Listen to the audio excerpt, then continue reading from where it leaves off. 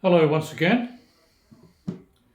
I'm not quite sure who said this, but they said there's one thing that's inevitable in this life: death and taxes. And we've all become numb to our taxes. It's everywhere on our income, spending, travel, savings, and even death.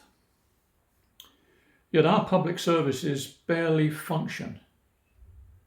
What are we actually paying for? We're paying Scandinavian level taxes but get third world performance. It's a terrible deal. You earn salary, income tax, and national insurance. They take a big chunk before you even start. For what? The failing NHS? Broken roads, crumbling infrastructure, town centres run down? It's everywhere. And every stage of life is taxed. Buying and running a car, fuel duty, insurance, road tax, congestion charges, tolls, fines. It never ends. And train costs are through the roof because of privatisation. And they still run late and sometimes empty. And many journeys are cheaper by coach or car. And then VAT hits us again on everything we buy. University graduate, the loan that you have, it's not just a lifelong tax, it's punishing with interest rates. Savings, taxed. Investments, taxed. Even your home, stamp duty, council tax, VAT on improvements, all rising while public services decline. You want a pint or a holiday? There's a tax for that too.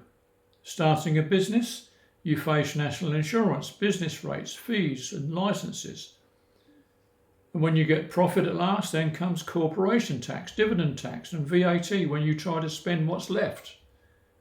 And in the end, inheritance tax. Money already taxed multiple times gets taxed once more when you die.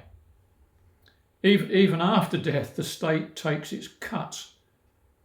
Meanwhile, schools struggle, hospitals fail, roads crumble, borders leak and police vanish.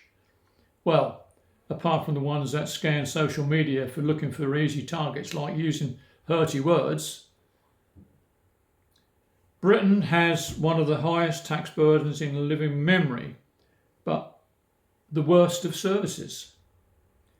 If the system works, then maybe the cost could be justified, but it doesn't. When that's not enough, the government prints money, and that's the biggest tax of all, pushing up inflation and quietly taxing everyone once again. And all the while, public officials enjoy secure six-figure salaries and gold-plated pensions. It's not working. We need tax cuts, shrink government and reward effort. You can't tax a nation into prosperity. You never could and you never will. But our leader, Starmer, believes he can. And he gives away extraordinary amounts to a lost cause like Ukraine, while his subjects go hungry and cold. And the big question is, where does all that tax go?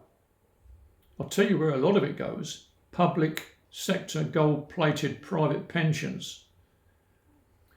As of June 25, there are approximately 517,000 UK civil service members.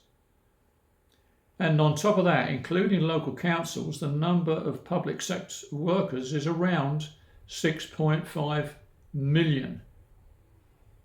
But specific figures for local council staff are not available, so it could be much higher.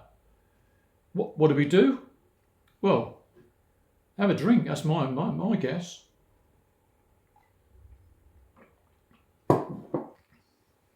You tell me, under this totalitarian fascist government, And Farage certainly isn't the answer. The only outside chance is for the Green Party and maybe the Lib Dems to join forces. Or an alternative, which is very, very likely, a stock market crash. Once again, banks will crash with no one held responsible. And it just makes me wonder if this is all by design. How many times does it have to happen before it all ends completely? And the good news? Sorry, there isn't any, apart from the freedom we once had. But freedom is just another word for nothing left to lose. And that encapsulates my song for the day by Kris Kristofferson, me and Bobby McGee. Look it up, it's good listening and tells a lot of truth. And my advice, enjoy what you have while you still have it. Thanks for listening. Bye-bye.